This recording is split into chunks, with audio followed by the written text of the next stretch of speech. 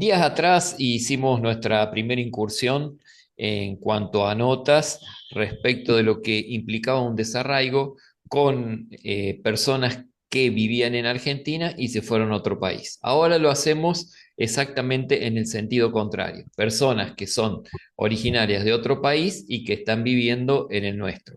Y para eso hemos convocado a Lemuel Larrota.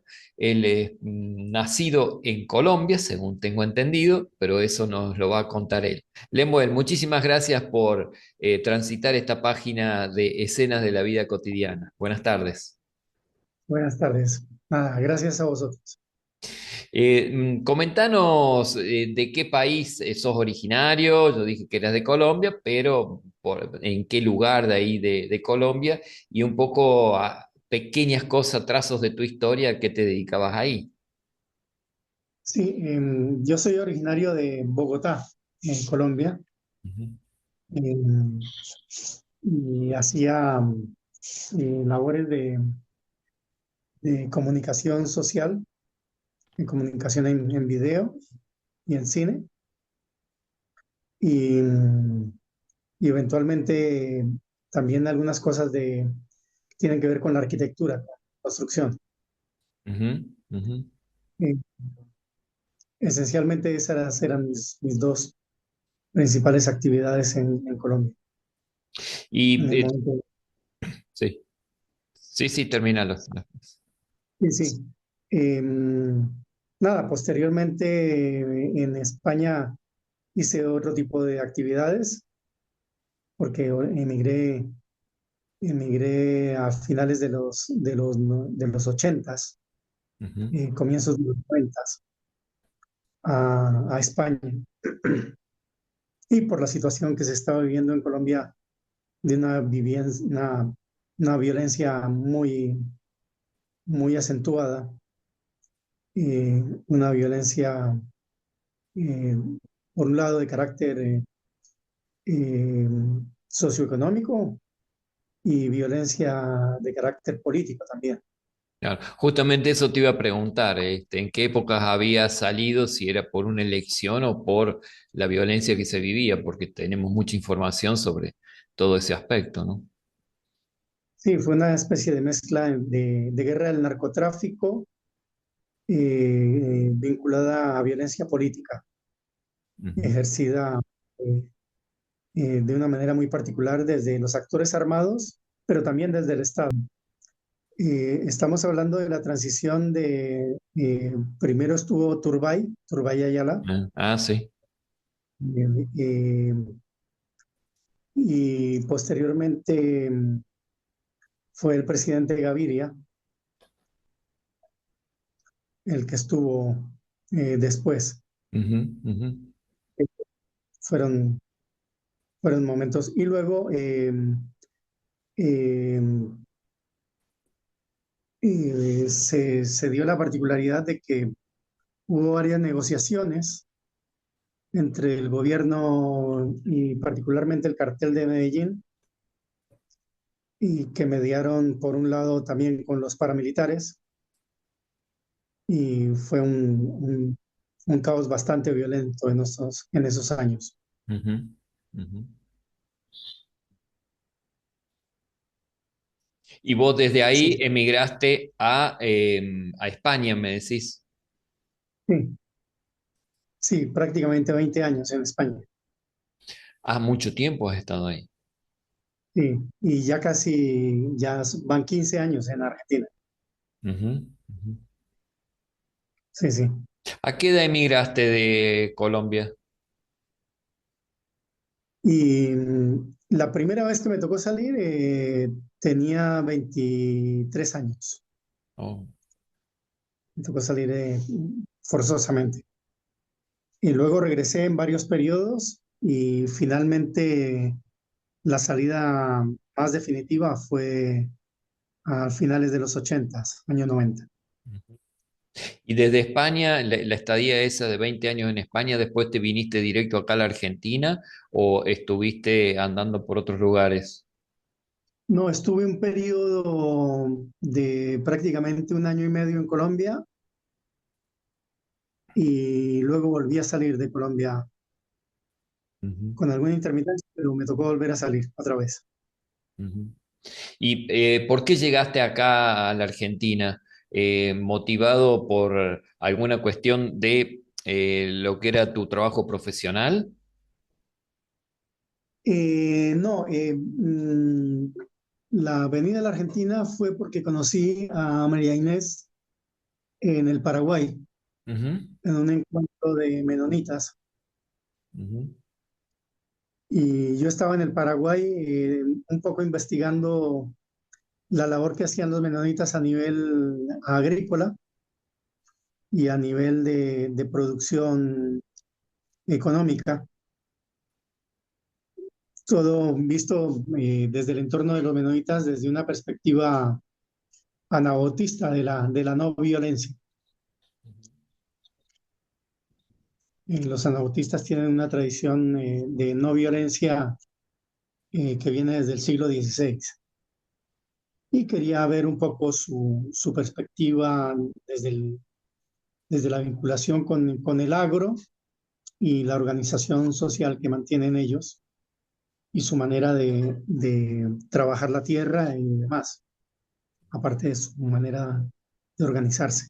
¿Y eso lo hacías en función de la comunicación que vos estabas ejerciendo o era simplemente por curiosidad respecto de ese tipo de producción o de vivencia en definitiva? Y sí, una curiosidad basada en mi búsqueda de la permacultura Ajá, ah, como una alternativa revolucionaria, llamémosla de alguna manera, no violenta y de otra opción de desarrollo diferente al desarrollo megaurbano ah. y concentrador de la riqueza y depredador del medio ambiente. Háblanos un poquito Entonces, de lo que implica la permacultura, porque es muy poco conocido eso. sí, en general la permacultura lo que procura es que el planeta sea permanente. O sea, que nuestras actividades en el planeta sean lo menos agresivas posibles con el planeta y que permitan que los ecosistemas y en general el planeta se pueda recuperar de nuestras actividades humanas y de alguna manera que las futuras generaciones eh, tengan algún tipo de garantía de permanencia planetaria. O sea, tal como estamos metidos en este modelo mega urbano de desarrollo, se han hecho cálculos que necesitamos entre 4 y 6 planetas para hacer viable este modelo mega urbano de desarrollo. Tal cual, O sea, sí. los optimistas dicen que necesitamos 4 planetas y los más pesimistas dicen que necesitamos alrededor de 6 planetas para hacer viable este modelo de desarrollo. Ujú. ¿Por qué? Porque es un modelo depredador del planeta. Es un modelo que los recursos naturales prácticamente están agotándose de esta manera depredadora de desarrollo, de crecimiento económico sostenible, queda muy poco. El crecimiento económico permanente es depredador del planeta. Claro, En este momento estaríamos abocados, si si fuéramos realistas, tendríamos que estar abocados a un decrecimiento del modelo económico para no seguir depredando el planeta de esta manera. claro. Con lo cual haría falta una gran crisis del capitalismo, en definitiva, ¿no? Que ya está cocinándose esa crisis. Ujú. Eh, ¿Con qué señales, Lemuel? por ejemplo, las grandes multinacionales del petróleo han dejado de hacer exploración y prospección petrolera porque no ven rentable con los recursos de petróleo que ya hay en el planeta en este momento. Ujú. O sea, en este momento han suspendido desde hace unos 10 años, han ido suspendiendo su inversión económica en prospección y en exploración petrolífera. y el único petróleo que hay viable en este momento en el planeta son petróleos muy densos y que tienen una dificultad grande en sacar diferentes productos por destilación. claro, Las grandes destilerías, por ejemplo, hay una crisis permanente del diésel a nivel mundial. En este momento en la Argentina, la viabilidad que tenemos a nivel de hidrocarburos está basada en vaca muerta, particularmente. sí. Y Con vaca una forma muerta, de extracción que no es la tradicional. El fracking es absolutamente distinto. exacto. O sea, en este momento la viabilidad que tiene Trump, por ejemplo, en Estados Unidos, está basada en el fracking. Y la viabilidad que tenemos en la Argentina es para naftas y gas natural licuado del petróleo. Eh, la movilidad que vamos a tener viable en la Argentina de vehículos de explosión, de motores de explosión, está basada en esas naftas y en ese gas que Ujú, vendría de Vaca Muerta, lo van a vender al exterior. claro. O sea, en este momento todo lo que tienen planificado es para hacer un gasoducto y un oleoducto a Brasil, para sacarlo por Brasil al mercado internacional Claro, a porque precios inclusive combatieron a las empresas, combatieron primero al gobierno de Buenos Aires para no llevar el viaducto ahí a Bahía Blanca, lo iban a llevar a Río Negro y resulta que se retiraron las empresas. Petronas se retiró cuando vio semejante despelote acá en el país. y no, buscaron castigar a la provincia de Buenos Aires por ideología política Claro, eh, y resulta que la viabilidad de hacerlo en el sur es mínima a nivel económico. claro. La viabilidad de llevar la producción a estos puertos del sur y envasarlo en supertanques petroleros o grandes buques de gas o licuarlo para poder, o sea, poder ejercer presión sobre ese gas y licuarlo, le resulta a las grandes multinacionales muy poco rentable si lo hacen en el sur. Claro. Volvamos al tema de la permacultura porque, y a Sí, su vez después con el tema de la migración, porque fue el tema que nos ha convocado. Me apasiona lo que estás comentando, te digo. Pero vos viniste acá a la Argentina porque dijiste, conociste a Marines. ¿Pudieron plasmar algo del tema permacultura en el grupo familiar? sí, estamos en eso. Tenemos un proyecto en Uspallata, Ujú, en una escuela de 5 hectáreas, que se ha visto ralentizado por un lado, porque en este momento estamos en Carlos Casares con el proyecto más inmediato familiar de subsistencia y por la escolarización de nuestro hijo, de claro, Camilo. claro, Entonces se ha ralentizado el proyecto en Uspallata. Yo voy cada tanto. En los primeros 2 años estuve viajando una vez al mes eh, y son 1.200 kilómetros. sí, muchísimo.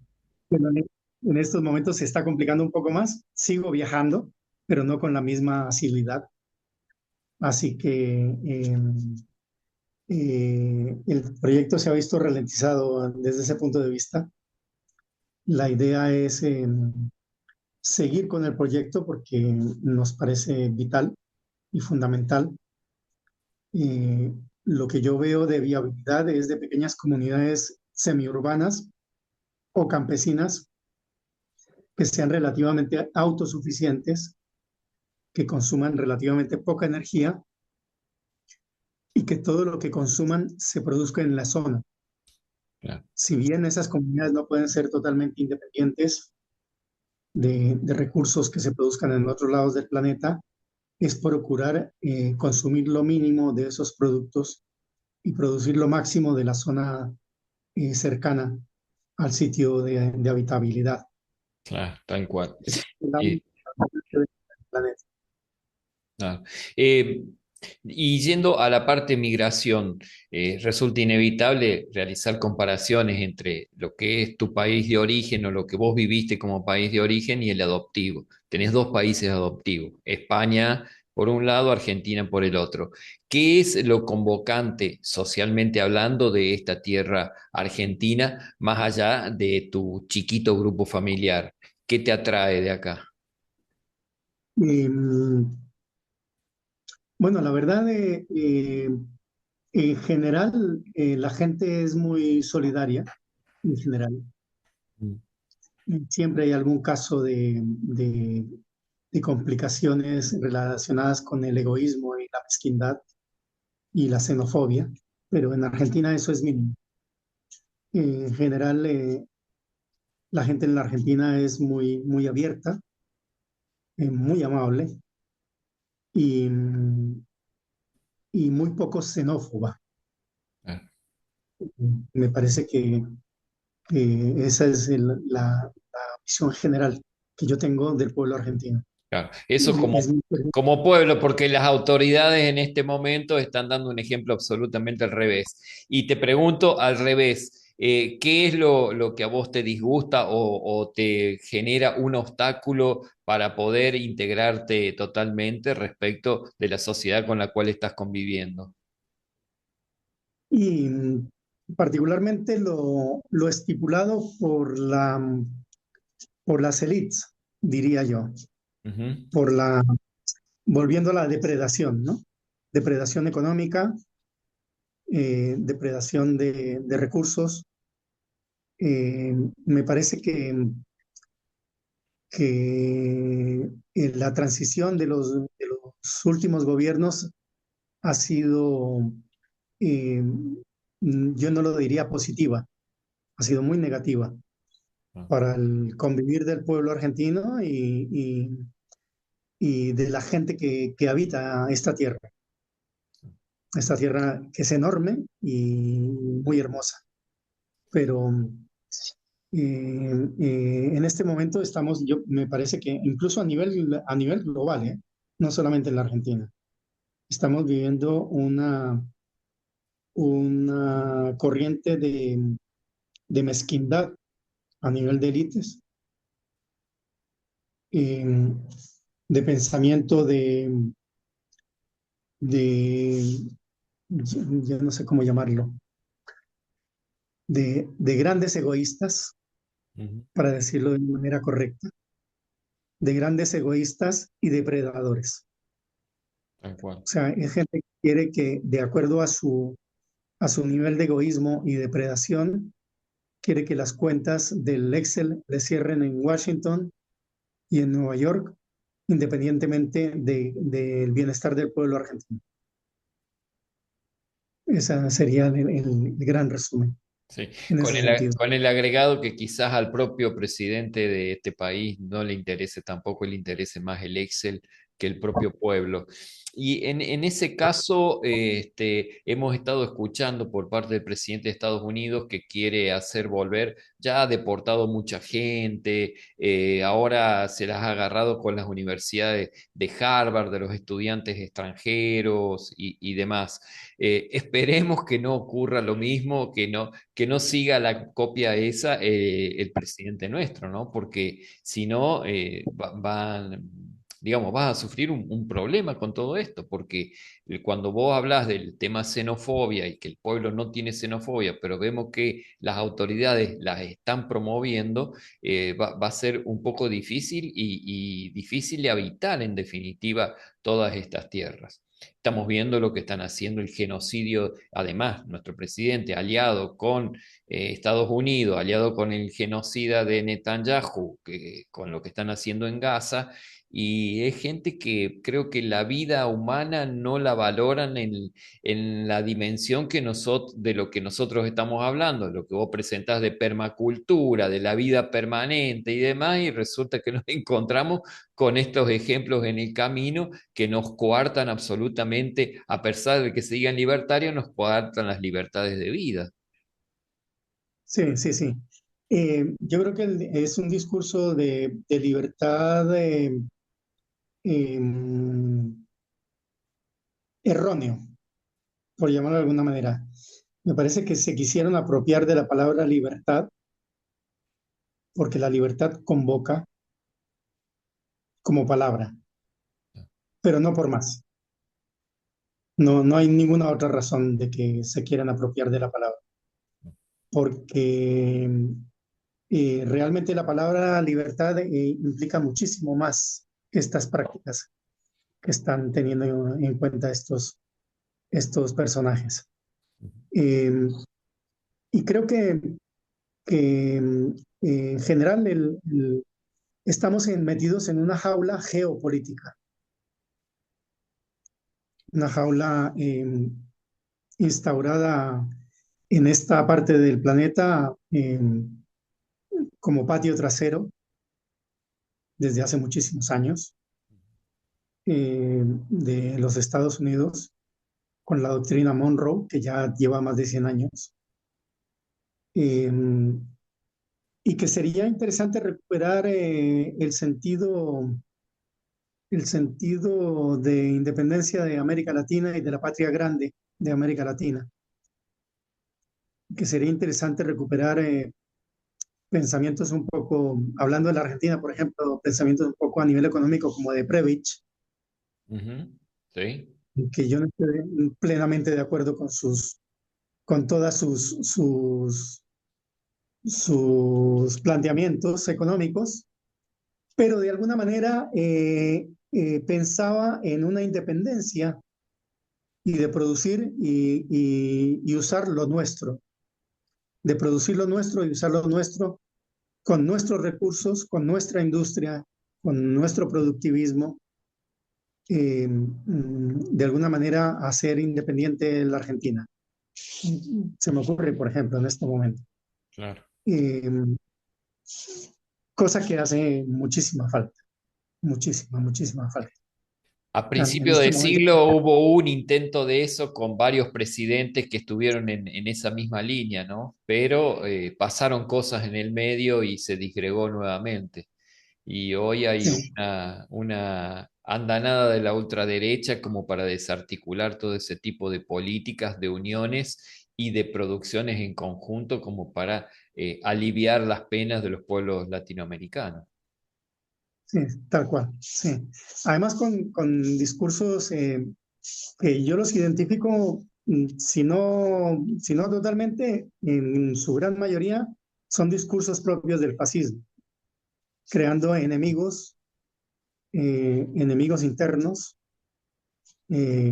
creando esto que acabas de relatar, ¿no? Por ejemplo, los extranjeros en las universidades de los Estados Unidos o los extranjeros en las universidades argentinas o los extranjeros viviendo y trabajando en la Argentina, eh, creando enemigos artificiales para originar miedos, ¿no? Claro. En Europa está pasando lo mismo. En Europa están creando un enemigo con Rusia, sin que mi santo de devoción sea Putin, de ninguna manera. Me parece que es un personaje bastante cuestionable en muchos aspectos. Pero en Europa se está creando un enemigo a partir del conflicto de Ucrania, se está creando un enemigo queriendo justificar una invasión descomunal en armas. Quieren llegar en muchos casos, al 5% del Producto Interno Bruto en Tal cual. armas. Tal cual, sí. Así que, y todo para justificar un keynesianismo militar y que nada tiene que ver con Keynes, ¿eh? Keynes procuraba una redistribución del ingreso y curiosamente lo que han llamado keynesianismo militar lo que provoca es una concentración del ingreso en los grandes fabricantes de armas en detrimento del Estado Claro. y de la redistribución del ingreso del Estado. Mira, Así que y el otro enemigo que están buscando en Europa es justamente los migrantes de África, de Asia, y otros de Latinoamérica, ¿no? Toda toda la parte sur, digamos, el sur global, que le auxilia en un montón de tareas y demás, y sin embargo se está condenando todo eso. Pero siguiendo con la parte esta de la migración, ¿cuáles son, de acuerdo con tu pensamiento y lo que se puedan organizar ustedes, cuál es el pensamiento futuro? ¿Volver a Uspallata, establecerse, seguir trabajando eso? ¿Es el anhelo que tienen ustedes? Em, por un lado, mi anhelo, sí, mi anhelo personal es no abandonarlo de Uspallata, volver a hacerla productiva, la parcela, em, reactivar la construcción de los invernaderos, Ujú, porque allí la amplitud térmica es muy grande. Tenemos en invierno noches de 20 bajo cero algunos días. claro. Entonces los invernaderos tienen que ser soterrados, tienen que ir más o menos un metro y medio bajo tierra. Pero sí, la idea es continuar con eso, pero incluso aquí mismo en Casares, hacer una pequeña parcela de prácticamente una hectárea y media, hacerla productiva de Ujú, manera ecológica y biosustentable. Eh, y en la casita que estamos reparando e implementando también aquí en Casares, hacer pequeños cultivos, uno de ellos la espirulina, por ejemplo, que es ujú, muy rentable. ujú. Y va a ser el superalimento del futuro, entre otras cosas. Eh, así que yo creo que y buscar la vuelta de producir energías alternativas a nivel, a nivel local, a pequeña escala, Ujú. porque la independencia energética es otro tema fundamental, todo este aspecto a nivel de revolución social, que es una revolución no violenta, que es fundamental asumirlo desde esa perspectiva. Es una revolución que procura otro modelo de desarrollo que haga permanente el planeta. Claro, claro. Y, y eso es lo que tenemos Tendríamos que que hacer promover. una entrevista exclusiva para eso, pero el tema central de hoy es la migración. Respecto del tema migración, y ya estamos llegando al final de la entrevista, ¿hay algo que no te haya preguntado que vos quisieras resaltar, que a lo mejor cuando pautamos la entrevista pensaste, tengo que decir esto y no lo hayas dicho? Te invito a que lo hagas. Y no, la lucha es muy grande. Ser emigrante es duro, es muy duro. Hay que tener en cuenta que en la antigua Grecia la segunda pena mayor El destierro. a la muerte era el destierro. Sí. Y lo sigue siendo, ¿eh? Sí, sí, sí. Así que yo agradezco mucho los años que viví en España y que he vivido en la Argentina, pero no deja de ser duro, Ujú. no deja de ser difícil. Es una lucha permanente. El desarraigo es más profundo y duele más de lo que a veces queremos asumir a nivel cotidiano, porque nos vamos endureciendo, haciendo una especie de coraza para seguir luchando en el día a día. Ujú. Solo quería decir que eh, por más, eh, por más de que encontremos recursos de lucha y de continuar en el día a día, y encontremos amor y encontremos perspectivas de contención, de alguna manera es una lucha muy dura ser emigrante. ¿Se vive siempre en el destierro? ¿Es la emocionalidad, Lemuel? Y en algunos aspectos sí, Ujú. sí, sí, siempre hay algo de la tierra, de lo que uno mamó de niño, de lo que uno disfrutó, que se echa en falta, y se echa en falta las costumbres, los dichos, la comida, eh, lo que es la matria, ¿no? Más que la patria, Tal la cual, matria que nos tiene. tal cual. Eh, sí. Sí, o sea, pues sí, para concluir, algo que quisiera añadir es eso. No es fácil ser emigrar.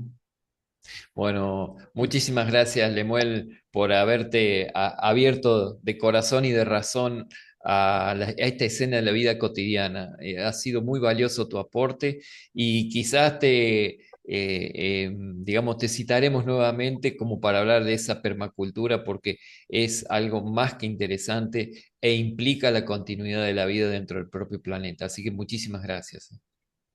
Sí, ¿no? Y a nivel colectivo, a nivel de los, porque somos un bicho gregario, somos un bicho que sobrevive en comunidad. Eh, y a ese nivel me parece importante asumirla desde esa perspectiva comunitaria. Gracias.